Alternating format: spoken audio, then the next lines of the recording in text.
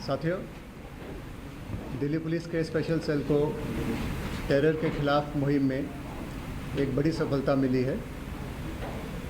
एक multi state operation में हमने 6 लोगों को गिरफ्तार करा है।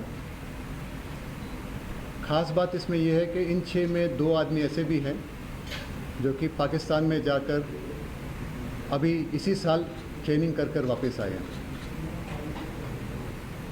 केंद्रीय एजेंसी से हमें एक इनपुट मिला था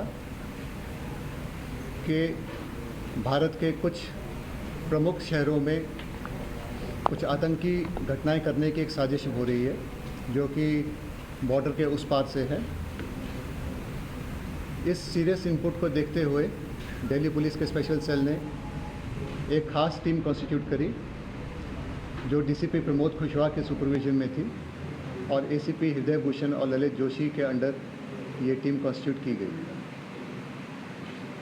इसमें एक जब ह्यूमन और टेक्निकल इनपुट्स को एनालाइज किया गया तो देखा कि ये तो कई स्टेट्स में फैला हुआ एक काफ़ी बड़ा नेटवर्क है और आज सुबह इसको ऑपरेशन को कंक्लूड करते हुए हमने सिमल्टेनियसली कई राज्यों में रेड करी।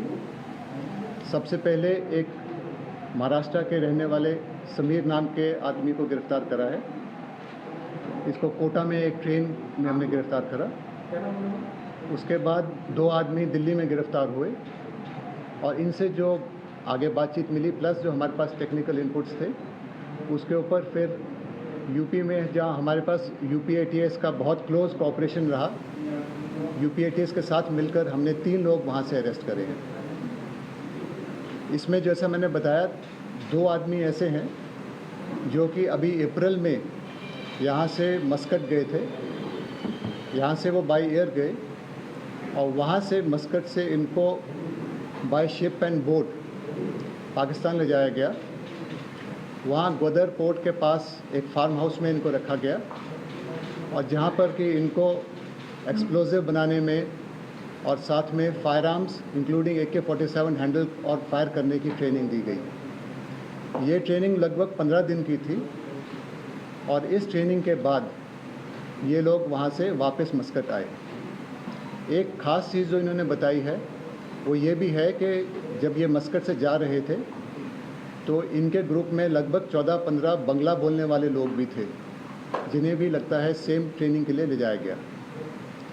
उस ट्रेनिंग के बाद जब ये लोग वापस आए तो ये लोग अपने अपने कामों में वापस एक स्लीपर सेल की तरह जुट गए। इसमें जो एक ख़ास चीज़ दूसरी चीज़ जो सामने आई है वो ये है कि इसको लगता है बॉर्डर के उस पास से बहुत क्लोजली कोऑर्डिनेट करा गया है क्योंकि इसमें बिल्कुल स्पष्ट तौर पे देखा जा रहा है कि 2 अलग अलग टीमें बनाई गई थी। एक टीम थी जो कि अंडरवर्ल्ड के हवाले की गई थी जिसे कि वहाँ पे दाऊद इब्राहिम के भाई अनीस इब्राहिम कोऑर्डिनेट कर रहा था। इस टीम का काम था कि जो वहाँ से फायर आर्म और एक्सप्लोजिव आएंगे उनको ठीक से सुरक्षित तौर पे बॉर्डर के पार कराकर भारत के विभिन्न शहरों में इनको कंसील करके रखना जब इनका इस्तेमाल होना उससे पहले तक। और दूसरा काम ये जो अंडरवर्ल्ड वाली टीम थी इसका काम था कि फंडिंग ऑर्गेनाइज करना हवाला के थ्रू।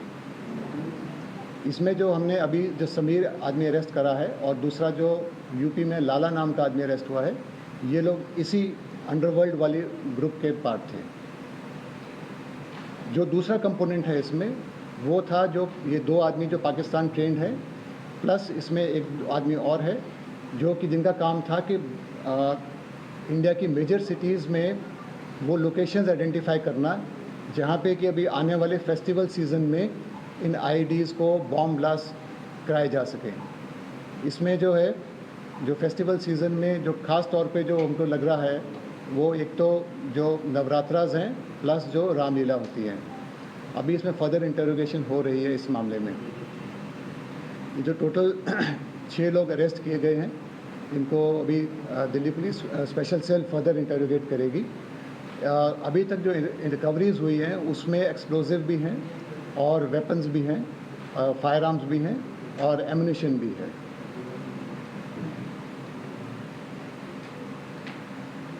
ये जो ट्रेनिंग वहाँ पे दी गई थी, इसके बारे में हमने काफ़ी डिटेल्स में इन लोगों ने बताया है, और ये डिटेल जो है हम सेंट्रल एजेंसी से भी शेयर करेंगे ताकि इसके ऊपर जो है फर्दर जो संज्ञान में इसको लिया जा सके।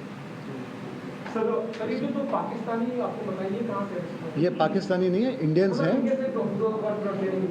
हाँ, ये इनका नाम है उसामा और Zeeshan. So was they also trying to do targeted killing, because the early input was also suggesting that Pakistan was trying to target many particular personalities? Yes, exactly. इसमें क्या है कि जो एक्सप्लोजिव्स और आईडीज़ हैं उनको तो फेस्टिव सीज़न के दौरान जो हैवी फुटफॉल वाले एरियाज़ या जहाँ बड़ी गैदरिंग है वहाँ पे यूज़ होना था, लेकिन जो पिस्टल्स भेजी गई हैं ये इंपोर्टेड पिस्टल्स हैं जो, और हाई क्वालिटी की पिस्टल्स हैं, इटालियन पिस्टल्स हैं ये, और एमुनिशन जो है ये टारगेटेड किलिंग्स के लिए यूज़ होना था। ऐसी हमारी जो इनपुट्स थी वो सजेस्ट करती हैं। But the recovery has also been made from Uttar Pradesh. So what are the bases for which they were targeting, which are the area they were focusing? ये जो इसमें जो इन्होंने जो बॉम्ब ब्लास्ट करने थे ये दिल्ली, यूपी, महाराष्ट्र और अदर स्टेट्स में इनके लाइकली टारगेट्स थे। हाँ जी, अभी तक तो नहीं, लेकिन दीज आर अर्ली डेज, क्योंकि अभी तो हमने आज से ही अरेस्ट शुरू करी है।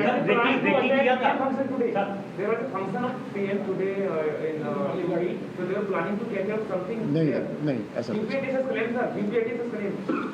उनका क्लेम होगा, हमारे लिए अभी तो हम इंटरोगेशन के बाद ही बता पाएंगे।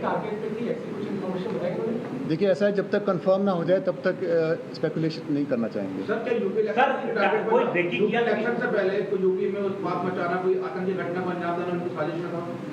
देखिए आज ही अरेस्ट शुरू हुई है, अभी जो है प्रिलिमिनरी प्रेस कॉन्फ्रेंस है, मे बी अगर आगे कुछ डिटेल्स होंगे अभी नहीं कुछ कह सकते। अभी तो रैगिश शुरू ही नहीं हुई थी, लेकिन जो हमें जो इनपुट्स है, जो इनको इंस्ट्रक्शंस आ रही थी, उनसे लगता है कि जो फेस्टिव सीज़न पे इन्होंने जो हमारी जहाँ पे कि गैदरिंग्स होती हैं, नवरात्रि फेस्टिवल्स होता है और जहाँ रामलीला होती है, वहाँ पे वो उनका लाइकली टारगेट था, लेकिन इसमें अभी आगे और इंटरोगेशन होनी बाकी है। तो उसको रूल आउट नहीं किया जा सकता। जिसान और उसामा का बैकग्राउंड क्या है, कहाँ का रहने वाला है और नाम अच्छा नाम आप सुन लीजिए। एक जान मोहम्मद शेख हैं, ये महाराष्ट्र के रहने वाले हैं, 47 ईयर्स एज है। नेक्स्ट उसामा इलियास सामी, ये जामिया नगर दिल्ली का रहने वाला है, एज 22 ईयर्स।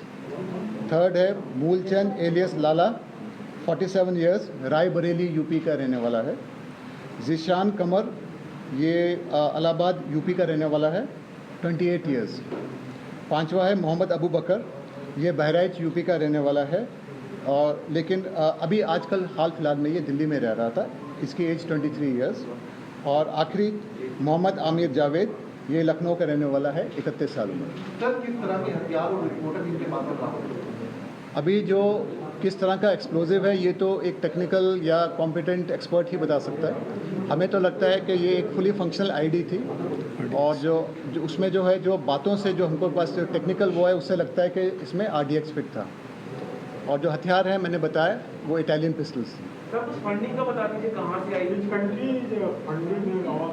फंडिंग का अभी हम जो इसमें जो पता चला है वो ये है कि जो मैंने पहला कंपोनेंट बताया था अंडरवर्ल्ड वाला, उसके थ्रू इसकी फंडिंग की जा रही थी। ये तो एक तो आइडियोलॉजिकली मोटिवेटेड थे, ठीक है, उसी की वजह से ये रेडिकलाइज होने के बाद ही ट्रेनिंग के लिए वहाँ गए थे, और बाकी इनको फंडिंग में कुछ कैश कंपोनेंट मिलना था या और कोई बात थी वो इंटरोगेशन में है।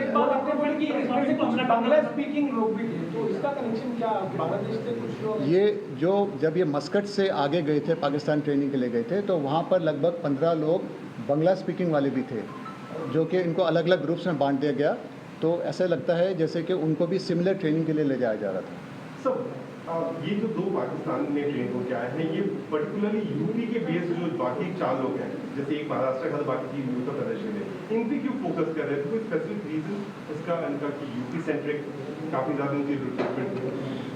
नहीं, इसको यूपी सेंट्रिक नहीं कहा जा सकता, ये तो it is spread over all the states, spread over, it's a multi state operation. ये तो जी कोर्ट का मैटर है, विल अप्लाई। हम तो 14 दिन की मांगे, हाँ कोर्ट में पेश करेंगे। ये तो ओपन कोर्ट में बोलोगे कहाँ पर सर? हाँ, आपस में क्या लिंक कैसे हुआ? इनके ऊपर जैसा मैंने बताया, इसमें 2 कंपोनेंट्स हैं। एक है अंडरवर्ल्ड वाला कंपोनेंट, उनका काम था आईडी को सेफली क्रॉस कराना और उसके बाद उसको सिटीज़ तक पहुंचा देना। और दूसरा कंपोनेंट था जिनका काम था कि इनके इस्तेमाल की जगह ढूंढना, कि कौन से फेस्टिवल में कहाँ पे इनको इस्तेमाल किया जा सकता है, वो करना, उसका उनको प्लांट करना। तो ये 2 कंपोनेंट थे और इनका आपस में जो कोऑर्डिनेशन है वो सारा अक्रॉस द बॉर्डर से किया जा रहा था। So that is why we are saying कि ये एक पाक ऑर्गेनाइज्ड, एक कोऑर्डिनेटेड वो है जिसमें कि ट्रेनिंग भी वहाँ से हुई है और ऑर्गेनाइजेशन और कोऑर्डिनेशन भी सारा वहीं से किया। सर एक बार ये बता दीजिए ना, कितने दिन की पीसी मांगोगे? तो ओपन कोर्ट में ही बोलोगे? हम तो 14 दिन की मांगे। 14 दिन की ना, ठीक है sir, thank you. All right, so that was the press conference by Delhi Police in a joint operation by UP and Delhi Police and a multi-state operation. Police there saying 6 people have been arrested. As far as busting the terror module is concerned, the 6 people, those who've been arrested, had links with the underworld. 2 out of 6 were trained in Pakistan, and there were 2 aspects to their plan. The first one was to ensure that the ID is crossed over from Pakistan to India, and the second aspect was that it is used for religious festivals, and attempts were being made to plant explosives around festivals like Navratri and Diwali and Dussehra. For more on this, I'm joined by Alok on the broadcast. Alok, for the benefit of our viewers, could you explain the details of this operation and the multi-state operation that's been carried out and the terror module that has been busted?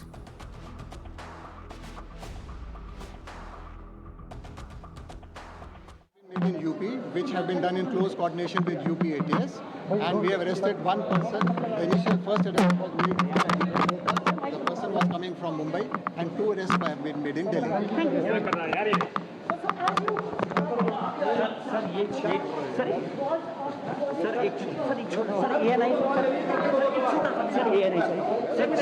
आतंकवादियों को गिरफ्तार किया गया। Sir कहां से गिरफ्तार? ये जो पहली अरेस्ट हुई थी वो कोटा से अरेस्ट हुई थी। ये आदमी मुंबई से आ रहा था, ट्रेन से अरेस्ट करी थी, और उसके बाद हमने 2 आदमी दिल्ली से अरेस्ट करे, और फर्दर जो है आखिरी 3 अरेस्ट जो हुई है वो यूपी से यूपी एटीएस के साथ कोऑर्डिनेशन में। सर दिल्ली में सर 2 जो गिरफ्तार हुए हैं, किस तरीके से सर ट्रेनिंग दी गई थी सर? उनको मैंने बताया 15 दिन की ट्रेनिंग के लिए उनको मस्कत से ले जाया गया था। सर एक सवाल ये है, इनके पास से बरामदगी क्या हुई है सर? ये बता दिया मैंने, प्लीज। सर क्या दाऊद इब्राहिम वाला कनेक्शन प्लीज सर, कैसे उनका संपर्क में आया और क्यों दाऊद इब्राहिम को ही जो है इसमें चूज किया गया? दोनों ये तो आईएसए ने चूज किया ना, हमने थोड़ा चूज किया। टीम है, इस टीम को मैं दिखाना चाहूंगा। All right, so there you heard Special Cell CP Neeraj Thakur elaborating on the multi-state operation. The key takeaway: 6 people have been arrested in a multi-state operation. 2 out of the 6 were trained in Pakistan. Inputs were received by the central agencies that there could be terror attacks on some cities. A special team was formed, and it was found out that the module was spread across many states, including Maharashtra, Delhi, and Uttar Pradesh. 2 people have been arrested from Delhi, 3 from Uttar Pradesh, 1 from Maharashtra, and those who've been arrested from UP have been arrested with cooperation from UP ATS. For more on this, I'm joined by my colleague Alok on the broadcast. Alok, thank you for joining us. Delhi Police there elaborating on the arrests that have been made. For the benefit of our viewers, the police also highlighted the aspect of underworld's involvement in this entire plan that was being made. For the benefit of our viewers, could you throw some light on that aspect? Well, yes, definitely. This is an interesting bit. We have seen in the past that underworld involved in various terror activities as well. But for the past 2-3 decades, we are not listening or not hearing about the underworld involvement in any kind of terror activities across the country. But this time, what the Delhi police claims are that in this module, they have managed to arrest highly motivated some of the youngsters. They are basically belonging from Uttar Pradesh and national capital as well, and one of the arrests has made from Maharashtra. So there were two kind of module or what we can say that components which were working, and which the Delhi Police Special Cells Special CP Neeraj Thakur was also telling to the viewers that underworld was doing the logistical support. Remember, there are 2 of these 6 persons got the training in Pakistan. This is what the claim of Delhi Police is. So this logistical support, the training and giving the financial help was being done by the underworld, first component. And the second component is that another group, those sleeper cells youths who are already present in India, they were trying to identify and spot the location where they can execute the terror blast. So this is what the 2 components which Neeraj Thakur was telling. So remember, the festival is around, and Uttar Pradesh election is also going to happen. So definitely, this is what the agencies are pointing out, that the target killing could be possible. And these 6 have been now in the custody of Uttar Pradesh as well as Delhi police. So as of now, 3 of them are with Uttar Pradesh police and 3 of them are with Delhi police. So further, their custody will be taken by the Delhi police, and all 6 will be interrogated by the Delhi Police Special Cell.